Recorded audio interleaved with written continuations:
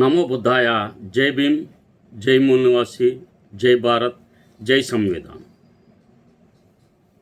ముందుగా తథాగత భగవాన్ బుద్ధునికి, పరమ పూజ్యులు బోధిసత్వ డాక్టర్ బాబాసాహెబ్ అంబేద్కర్కు ప్రణామాలు తెలియజేస్తున్నాను. నా పేరు బేతాళ సుదర్శనం. నేను భారతీయ బౌద్ధ మహాసభ మరియు సమతా సైనిక దళ్ ఆంధ్రప్రదేశ్ విభాగానికి రాష్ట్ర అధ్యక్షుడిగా పనిచేస్తున్నాను.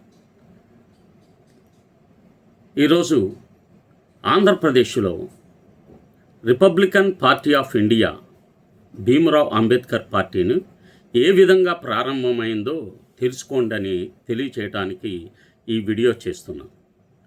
బహుజనులకంటూ రాజ్యాధికారం సాధించడానికి ఒక రాజకీయ పార్టీ కావాలని, ఆంధ్రప్రదేశ్లో రిపబ్లికన్ పార్టీ ఆఫ్ ఇండియాను స్థాపించాలని, ఒక పొలిటికల్ వ్యాక్యూమ్ ఆంధ్రప్రదేశ్లో ఉందని గమనించి, ముఖ్యంగా షెడ్యూల్ క్యాస్ట్, షెడ్యూల్ ట్రైబ్, బీసీల పట్ల వైసీపీ, టీడీపీ చేస్తున్న దుర్మార్గాలకు వ్యతిరేకంగా ఇక్కడ ఆర్పీఐ పార్టీని స్థాపించాలని కంకణం కట్టుకొని బేతాళ సుదర్శనను నేను, నూతలపాటి జగదీష్, మెరుగెల వినయ్ కిషోర్ ముగ్గురం మే 17, 2022న ముంబాయికి వెళ్ళడం జరిగింది.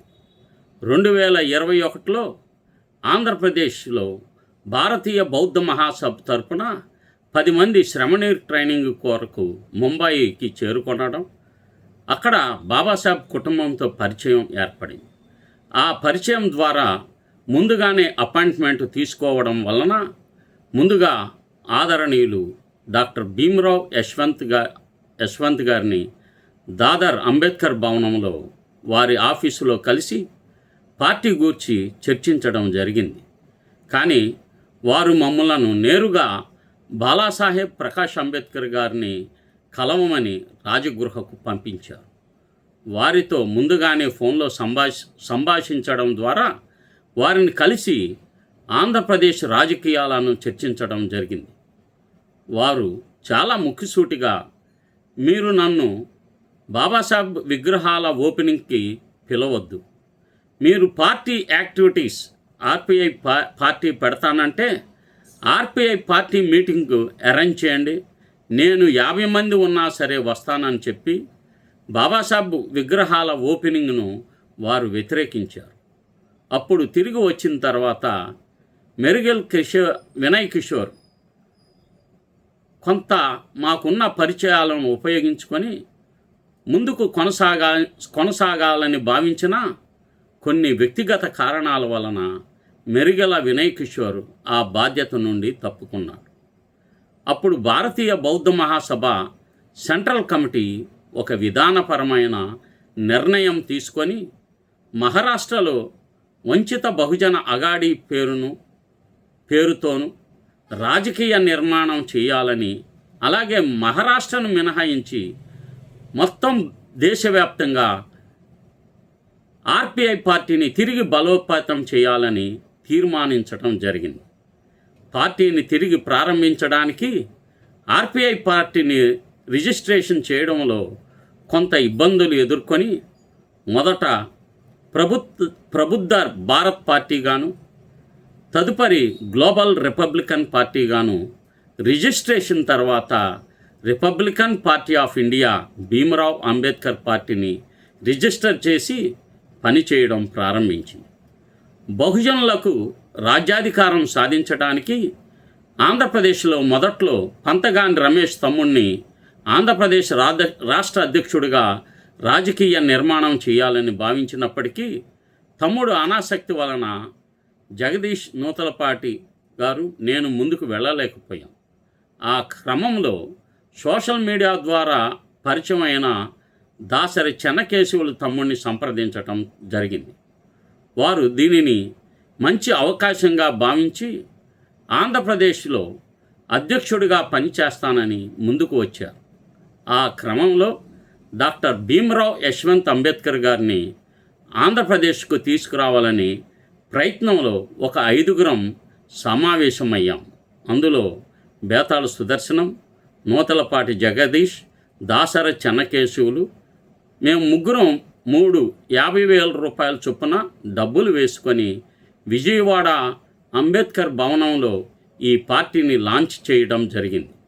అక్కడ మాకు కొన్ని తీవ్రమైన ఇబ్బందులు, అవమానాలు, అక్రమాలు ఎదురైనప్పటికీ దీనిని ముందుకు తీసుకువెళ్ళే క్రమంలో తమ్ముడు నూతలపాటి జగదీష్ తనకున్న ఆర్థికమైన అన్ని వనరులను వెచ్చించి పార్టీ కార్యకలాపాల కొరకు స్థలాన్ని కొని పార్టీ ఆఫీసు నిర్మాణం చేసిన అనేకసార్లు ఫ్లైట్ టికెట్స్ పెట్టి ఎంతో ముందుకు తీసుకువచ్చారు.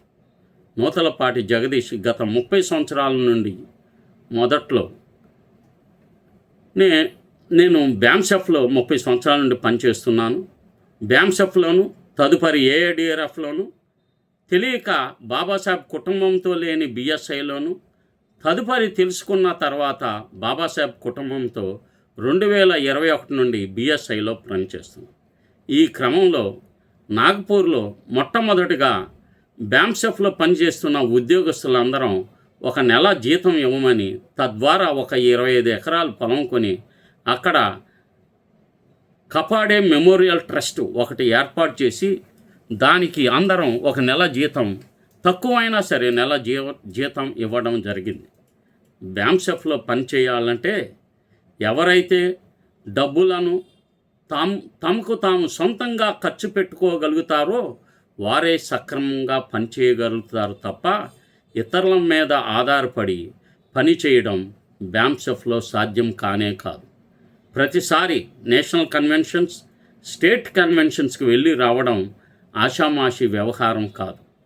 నేను ఏఐడిఆర్ఎఫ్లో 2012 నుండి పనిచేసినప్పటికీ ప్రతి సమావేశంలో, ప్రతి ఉద్యమానికి చేసిన ప్రతి యాత్రకు నా ఆర్థిక స్థితి నుంచి దానిని ఖర్చు పెడుతూనే ఉన్నాను.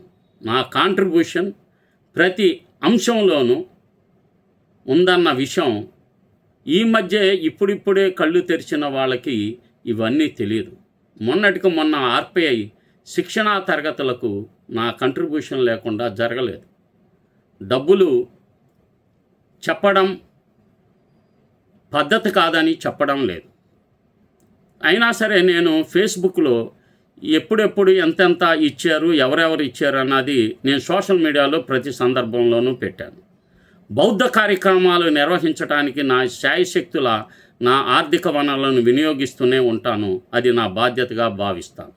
ఏ ఉద్యోగి 2 సార్లు రిటైర్మెంట్ ఫంక్షన్లు చేయరు. ఒకటి నేను వృత్తిపరంగా చేశాను. రెండవది మన వాళ్లకు తెలియజేయడానికే నా రిటైర్మెంట్ సందర్భంగా బాబాసాహెబ్కు కృతజ్ఞత చెల్లిద్దాం అనే ఒక కార్యక్రమానికి 1 లక్ష రూపాయలు పైగా వెచ్చించి బాబాసాహెబ్ అనుచరుడుగా ఒక మోడల్గా ఉండాలని రెండోసారి కూడా ఖర్చు పెట్టడం జరిగింది. సామాజిక ఉద్యమాల్లో, బహుజన పార్టీల్లో పని చేయాలంటే ముందుగా గౌరవం ఇవ్వడం, మనుషులను గౌరవించడం అత్యంత ముఖ్యమైన విషయం. గౌరవం ఇవ్వటం తెలియని వాళ్ళకి సామాజిక ఉద్యమాలను ఎలా ముందుకు తీసుకువెళ్తారో తెలియదు. నేను అవమానించాలని నిర్ణయం తీసుకుంటే ప్రతి ఒక్కరి గురించి వ్యక్తిగతమైన సమాచారం కూడా నా దగ్గర ఉంది. నేను ఆ అంశాల్లోకి వెళ్ళకూడదని నిగ్రహంగా ఒక బౌద్ధుడిగా ఉన్నాను. అది నా బాధ్యత. అన్ని విషయాలు తెలియచెప్పటం మంచిది కాదు.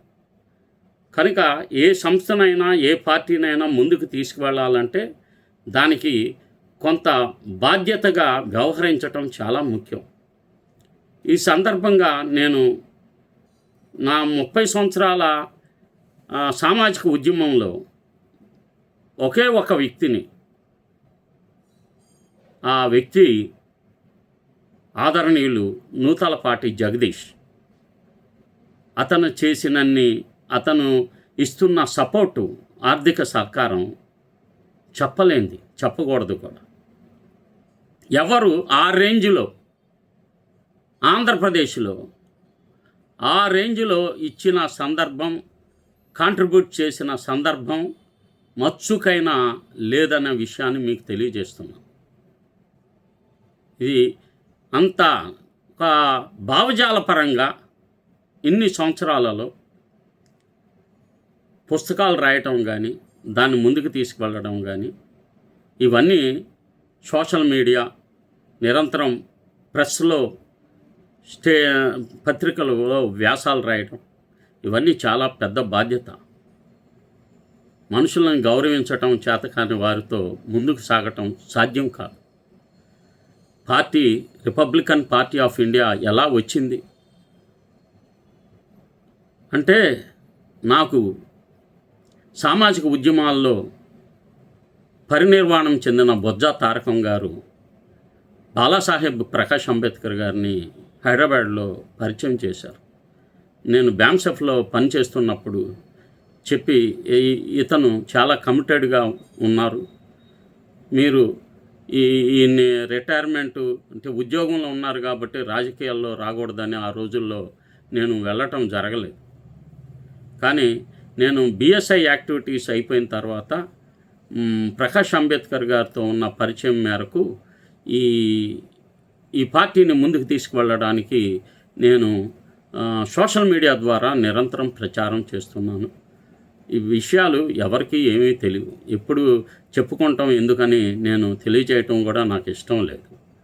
కానీ అహంభావితనం, లెక్కలేనితనం, కించపరిచే మనస్తత్వం, న్యూనతపరిచే అంశాలు చాలా నన్ను తీవ్రంగా బాధిస్తాయి.